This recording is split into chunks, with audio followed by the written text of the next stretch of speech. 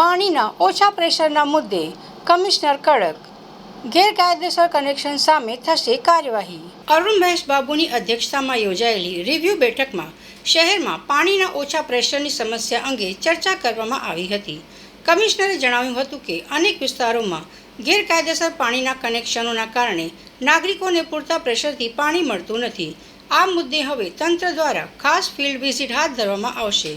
તપાસ દરમિયાન જો ગેરકાયદેસર કનેક્શન મળી આવશે તો તેને તાત્કાલિક દૂર કરવામાં આવશે. સાથે જ આવા કનેક્શન આપનારા પ્લમ્બરો અને જવાબદાર વ્યક્તિઓ સામે કાયદેસરની કાર્યવાહી કરવામાં આવશે. મ્યુનિસિપલ કમિશનરે પાણી વિભાગના અધિકારીઓ પણ શહેરમાં નિયમિત ચેકિંગ વધારવા અને પાણી ચોરી રોકવા માટે અસરકારક પગલાં લેવા સૂચના આપી છે. તંત્રનું માનવું છે કે ગેરકાયદેસર કનેક્શનો પર નિયંત્રણ મેળવવાથી નાગરિકોને પૂરતા પ્રેશરથી પાણી મળી શકશે અને પાણી વિતરણ વ્યવસ્થા વધુ સુદૃઢ બનશે. આજે ખાસ કરીને રિવ્યુ બેઠકમાં જે પ્રી મોન્સૂન એક્ટિવિટીઝ બાબતમાં ચર્ચા કરવામાં આવી છે. આપ જાણો છો કે પ્રી મોન્સૂન એક્ટિવિટીઝના એક ટ્રાયલ પણ ગઈકાલે થઈ છે. રાતમાં અમે આખું ટીમ સતત ફિલ્ડમાં જ કામ કર્યા હતા. ખાસ કરીને ફાયર ટીમ, ગાર્ડન ટીમ દ્વારા જેટલા પણ ઝાડો, લગભગ 40 ઉપર ઝાડ પડી હતી, એને પણ દૂર કરવામાં આવ્યું છે. અમુક એક બે જગ્યામાં પોલ પણ પડેલી હતી, એ બધું અમે કોર્ડિનેટ કરીને દૂર કર્યું છે. પાણી બાબતમાં જે વોટર લોગિંગ સ્પોટ્સનું પણ અમે અત્યારે તૈયારીનું રિવ્યુ કર્યું છે. લગભગ 206 સ્પોટ્સની ઉપર અત્યારે 4 કલાક, 4 થી 8 કલાક, 8 થી 12 કલાક અને 12 કલાકથી ઉપર કેટલા સમયમાં પાણી રહેશે એ બાબતનું પણ અમે પ્લાનિંગ કર્યું છે.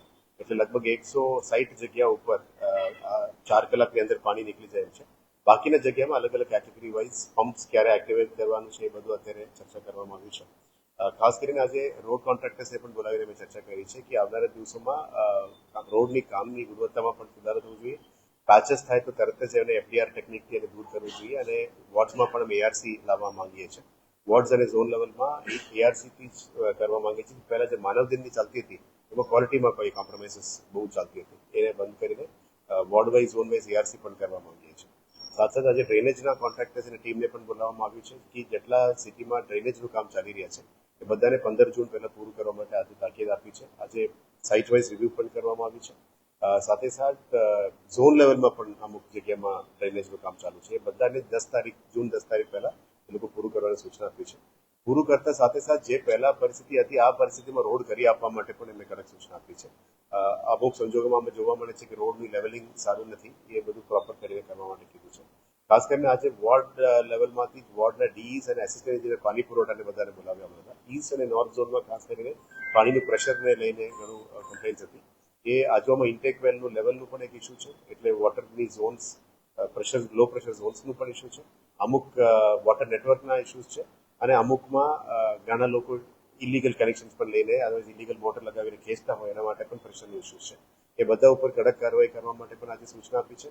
જે ઇલીગલ કનેક્શન આપનાર પ્લમ્બર્સ ઉપર પણ કાર્યવાહી કરવા માટે અમે આજે સૂચના આપી છે. એટલે જે પણ એસિસ્ટન્ટ એન્જિનિયર્સ ફિલ્ડમાં સવારે નીકળતા નતા એ બધાને વોર્નિંગ અને નોટિસ પણ ઇસ્યુ કરી છે.